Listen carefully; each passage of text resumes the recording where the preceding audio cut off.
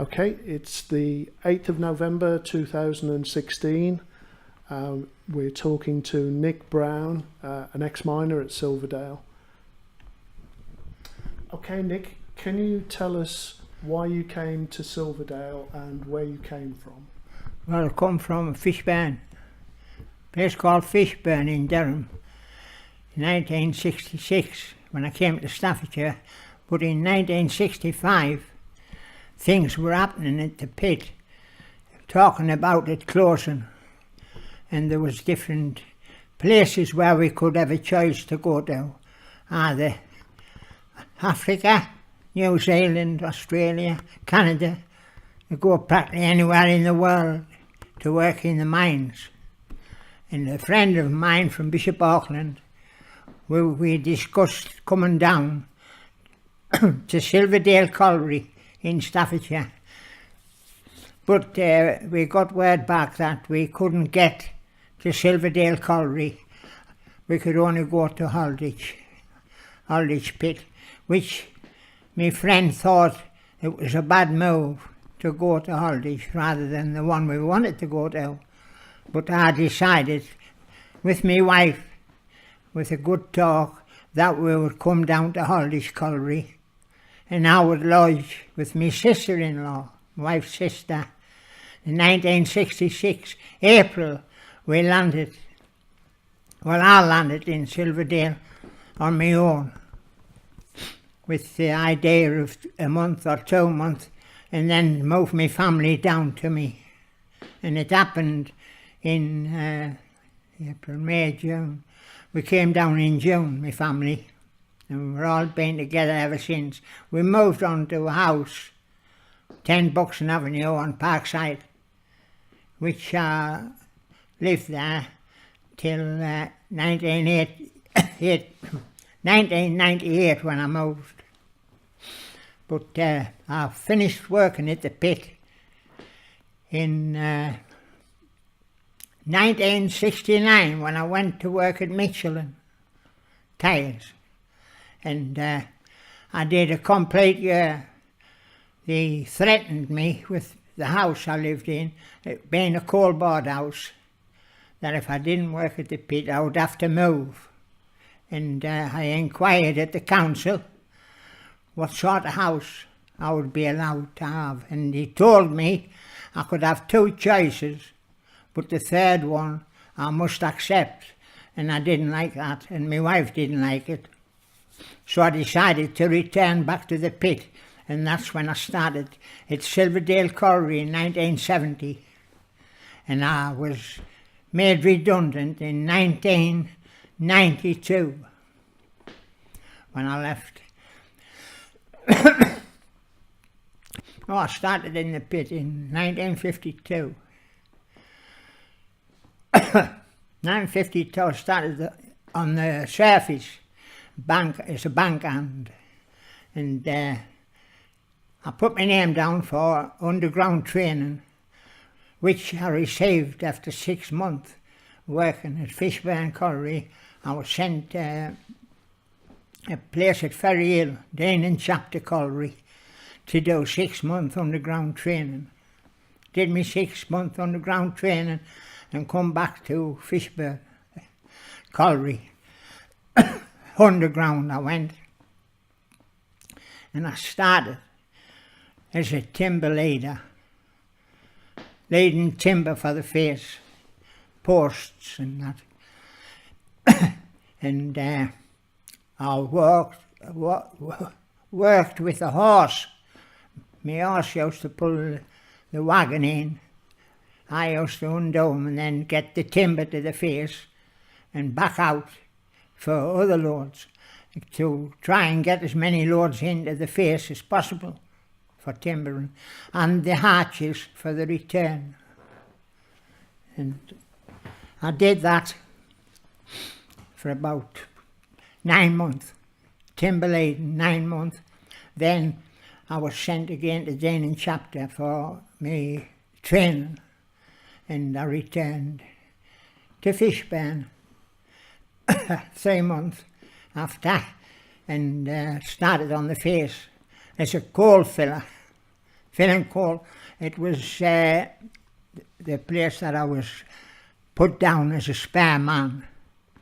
And if anybody was off, we used to have to fill their jobs. And after, it was 2 months after, when I was cabled to a face in what they call the, forget the name of it now, the same. Never mind, it was 18 inches high. We nailed on the full shift, filling coal. He had 12 yards of coal to fill. 10 men on each side. There was what you called a double unit, going in, a main and a return, 2 returns and 1 main, the left side and the right side, working. 11 men on each side, filling coal. When you got your coal off, you got another set of men on what they call packers, putting packs on and moving the belt. Then there come the belt men on the last shift and the coal cutters. They were coal cutters, and then that went on until the face came to its boundary. Then we went on to another face, new one, all advanced faces. Aye. 18-inch face, 18-inch high it was. Yes. And we always had to take our shovels on in the right fashion, or else you would have to come back off the face, crawl back off,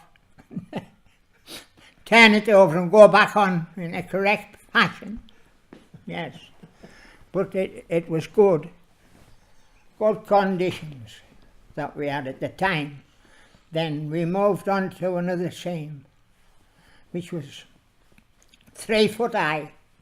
Was a long way better, but still shovel work.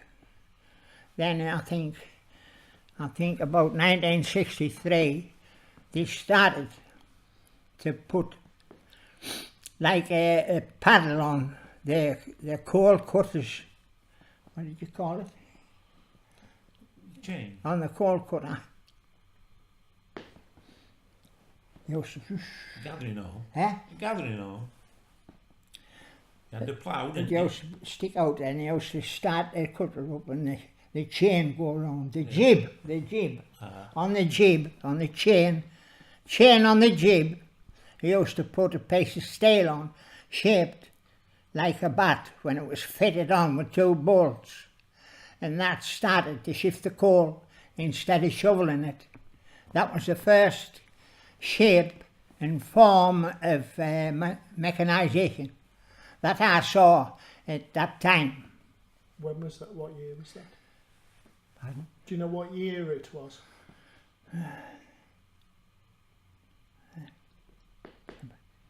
Not a problem if you don't. About 1959. Thanks. 1959, 60. That would be, and that was the first form of modernisation. Then we moved on from that to me and a man called Jackie Emery started to go cutting on night shift, coal cutting from one end of the face to the other. And that was, what year did I say? 59, 60, yes. That's when we started to do the night shift, from away from filling coal to coal cutting on a mechanised face. Right. It was the first mechanised face at the colliery, that one, 1959. And then we stuck with that until I moved down to Staffordshire. What did you cut the coal with? The coal cutter. What was the coal cutter like though? What was It it? was 12-inch. Yeah, 12-inch high machine and 4 yards long. drove it south, did it, or did you have to No, drag it? rope. Rope. Yes. So you have to have an haulage They had to rope. pull the rope out and anchor it into the top of the roof. Yeah. Then he start the coal cutter up and that would pull it through. So all that coal cutter was turning the cutting head. Eh? Just a gearbox, not turning the cutting head. Aye. Had he got like a It was cutting head on that? a big thing, 12 foot long. I'm saying though, did he have pegs on it that were turning? Yes, that's the thing. The jib, you called it the The jib. jib, The jib, where you put the butts on. Did he cut the full face? Did he take the full 3 foot? Or did it undercut? Undercut, So it went in at the bottom. aye. What? Oh, the jib was always cut, the coal was cut in the bottom. Then what? That's where the jib went, in the bottom. And all the carvings, what it was cutting, you used to call them carvings. They used to pile up behind it. What about when you cut the bottom? Did the rest of the face just crumble forward? No, it didn't ever come out. Just stopped there. So how did you get that Had to happen? fire it. So Like that photo. so Had to be bored and fired. so you undercut it, and then that gave the coal somewhere to blow to. Then It was all bored before we cut it. was it? Bored, then cut, then fired. So you cut that, then go back like on the photo. Then he ram used to it. come down with that, just loading on the belt. When he put the bats on, he shifted all the coal instead of a man with a shovel. What did you put the bats on? That was a mechanised, yeah. on that arm. On the chain. Chain run round the. Chain running round it. Round the machine. Yeah. So you take cutting head picks out and put them bats on, Aye.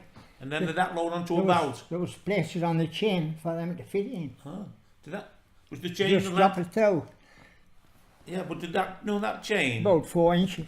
Did it feed onto a chain or to a belt? Eh? Did it feed Aye, on the belt. onto a belt? Aye.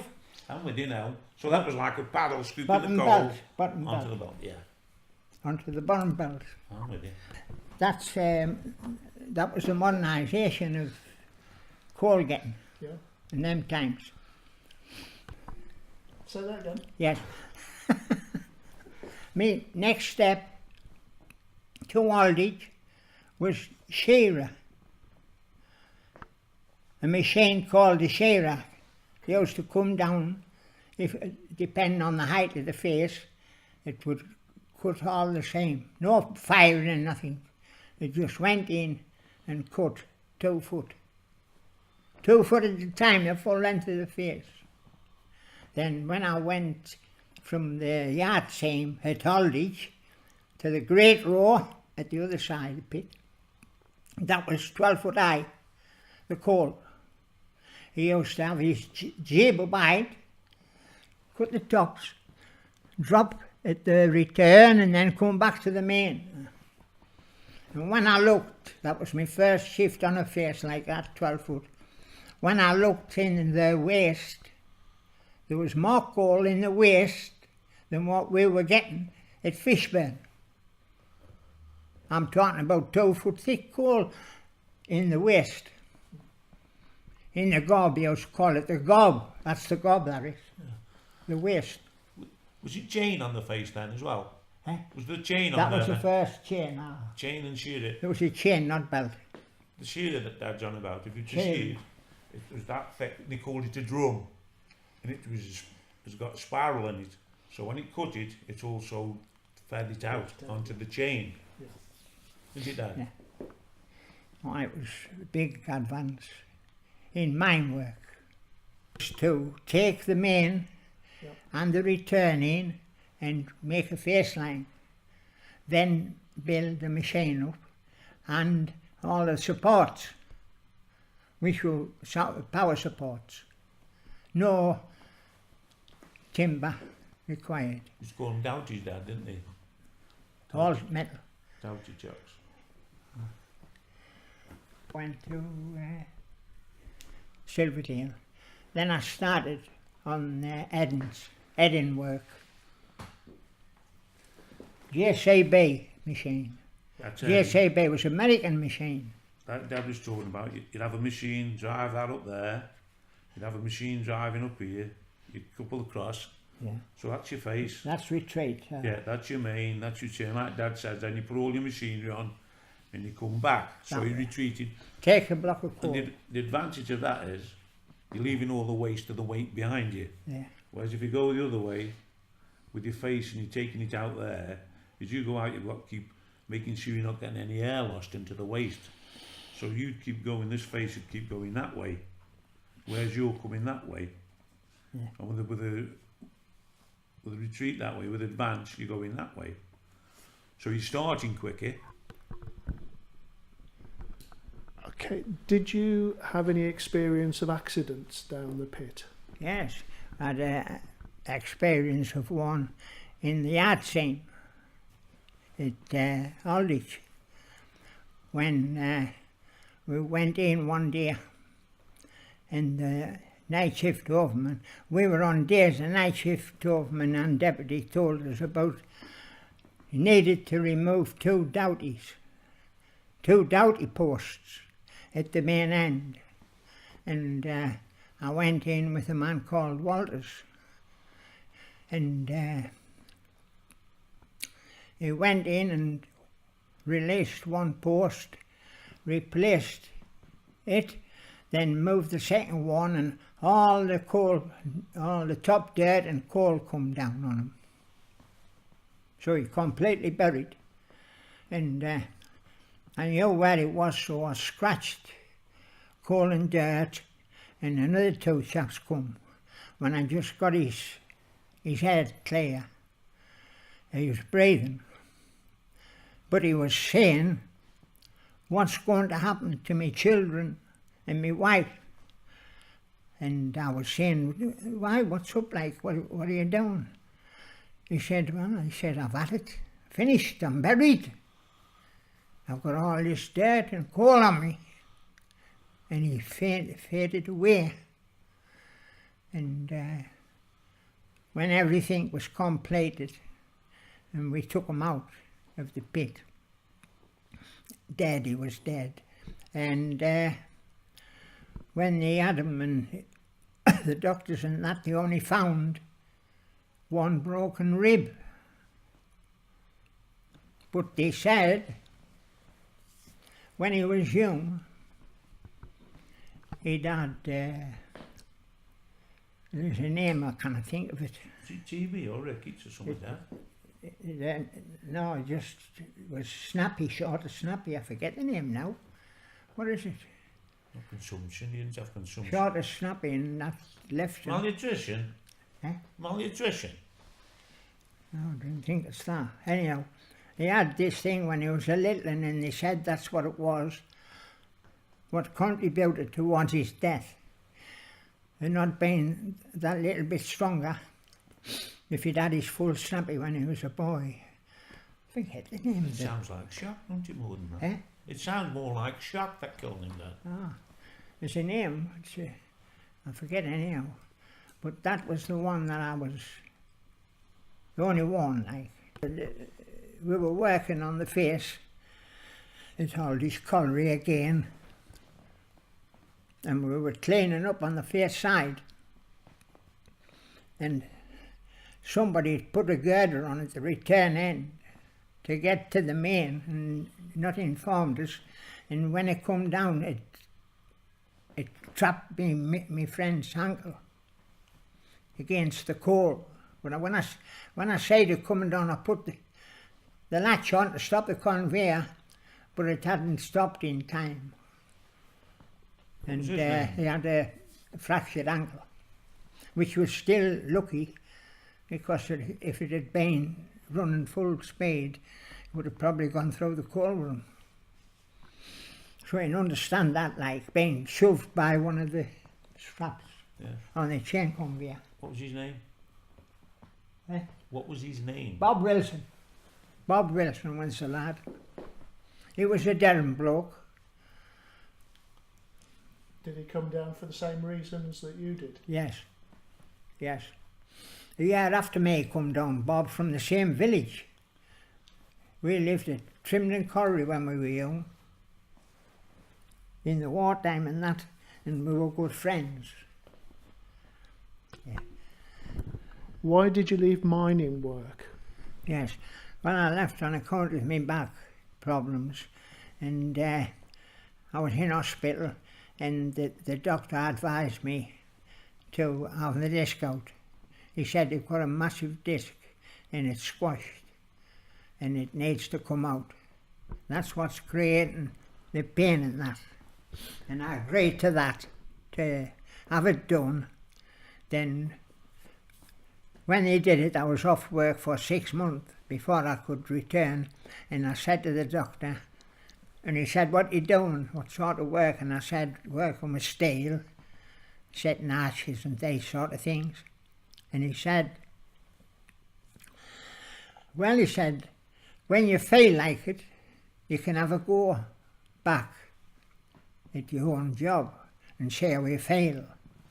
And I stopped and I thought about it, and I did 12 months. And when I was at the pit one day, they were talking about wanting 9 deputies. They were that short, like. And the lad I was mating out with at night, called Muncie, he was working at Staffordshire House, and he said to me, Nichol, why don't you put your name down for deputy? He said, and then your back will be all right. I said, well, I'm still thinking about it. But I did think, and the week after that I went and put my name down for a deputy. And that was in 70. Yeah. So I was at college when you were up there. That's when I became a deputy. No, not 70. Bloody hell. Probably 70, wasn't it? Late 70s?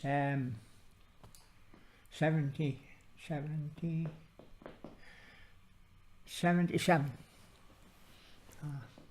When I became a deputy, and I finished as a deputy. But I would never have gone to be a deputy if it hadn't been for me back, because I like to work that much. Yeah. Can you tell me about working with the horses underground, please? Yes. Well, when I went down underground, we used to go to the stables and pick my horse Ned up and walk in by with him to where the district was, then get me wagon loaded with timber for the face, then in I went. That used to take 2 hours. In, unload and back out. 2 hours. And I used to have to go in with about 4 load per day, per shift. 4 load. That was with steel, arches and posts for the face. Were the horses well looked after? Oh, brilliant. Everything they wanted, they got. Horses in the fade line and all the best tackle. What did you do? What did the horses do during shutdown? Just stop there. Well, they had them to bank. On all of the time, do you mean? Did they ever come up to the surface? Yes. Every year they came for the fortnight's holiday. They were put in fields, coalboard owned. And how did they react when they came? How did they react? Lapped it up. They were running like Billy O the first week, then slowed down the second week. Did it affect their eyes? Did it affect their eyes being underground all the time? Did it affect the horse's eyes being underground all the time? I couldn't say, David. No.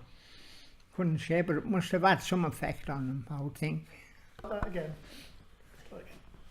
When I went to Dean and Chapter.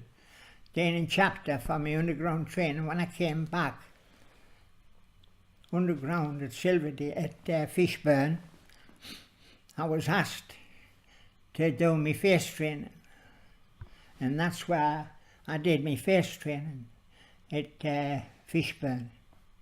You could do the 5 operations at once, or you could do 2. The 2, what you must do was face work training and ripping. They were the main 2, you had to do them 2. Then after you got yourself away on them either of them two jobs. You could put in for the train, for the coal cut, or to waste drawn and pulling. And 1, 2, 3, 4. And packing. Packing was another one.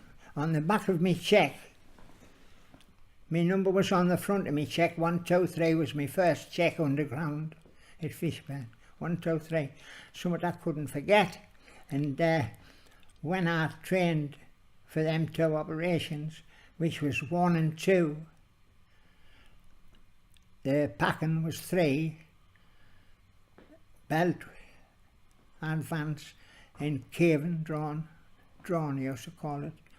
That was 4, and 5 was coal cutting. So that I had the 5 operations. I could do any of them. How did they know what you'd done, Dad? How did they know you'd trained? Well, they didn't put the number on the back of the cheque until they knew who it was. So what I'm saying to you, if he wanted to check what you'd done, just look at the back of your cheque. Oh, yes. Aye. So If they didn't know me, Yeah. so you had 1, 2, 3 on the front, and 1, 2, 3, 4, 5 on the back. yes.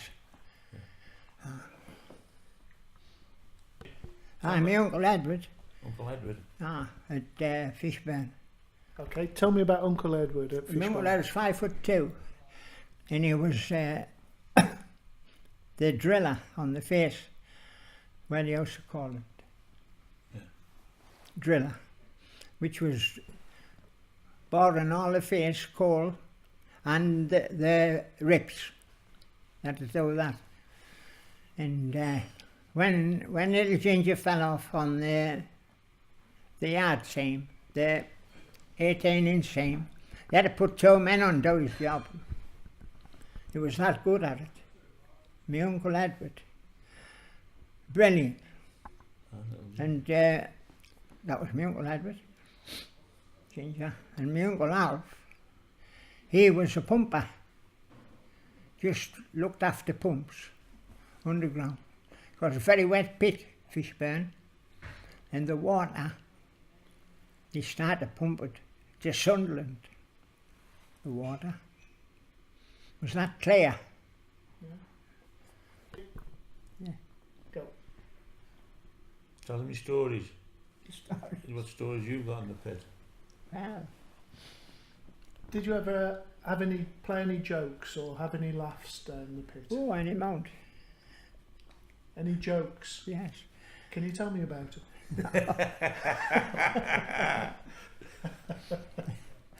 We had jokes and all sorts, but There was some characters, weren't there, Dad? eh? There used to be some bloody characters in the pit, didn't there? Oh, Yeah. that's some. I can remember when I did my face training at Ulstanton. When we went to the Ulstanton, I think it was the second deepest pit in Europe at the time. And there was a black chap with it. He must be one of the few black blokes with it. They were forever saying, come here, and covered him in bloody coal dust. What's it, stone dust? He says, well, we'll make you white, you know. He took it all in good faith. I mean, he was a good worker and everything. Marvellous. Right? But it was never said in nasty. Nothing, I mean, he used to swear at each other and everything there, but it was never, not like if you swore at someone in a pub or something, that would be, down the underground it was different. It's just like me and you talking now, you put F and blind in. Wouldn't say it, it's strange, wasn't it? I mean, Dad never swore in the bed. And he used to call mad because I always called him Dad. It's Buddy Nickel. I said, well, it is to you, it's Dad to me, you know. But the tricks they used to do.